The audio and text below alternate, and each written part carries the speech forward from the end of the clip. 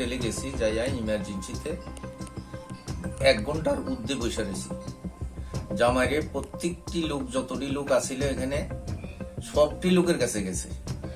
যাওয়ার পরে বলতেছে কোনো ডাক্তার নাই। কি সমস্যা নিয়ে গেছিলেন? আমি সমস্যা হলো আমার পায়ে ফেরাক ঢুকছিল, তার কাটা ঢুকছিল। তার কাটা ঢুকার পরে এটা ইনফেকশন হয়ে গেছে।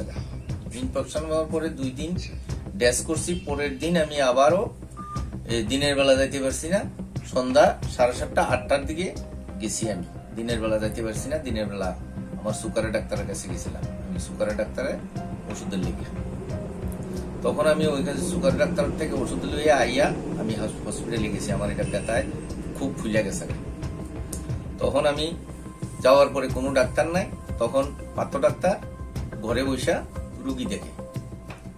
তখন আমি প্রাইভেট চেম্বারে রুগী দেখে। তখন আমি বলছি যে আপনি প্রাইভেট চেম্বারে রুগী দেখেন, আমি হাসপাতালে আইলাম, আমারে দেখতেন না, আপনি পয়সা দিয়ে রুগী দেখবেন। এই কথা কইয়া আমি তখন আইসা পড়ছি। আমি কইছি যে আপনি এখানকার থেকে যদি রুগী দেখেন, আমি সাংবাদিক সম্মেলন কইরা আমি আপনার বিরুদ্ধে অভিযোগ করি। এই কথার পরে আমি আইয়া পড়ছি। আমি এরারে কোনো বকাটকি করিনি।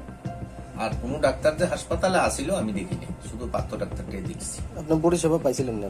আমি পরিষেবা পাইনি।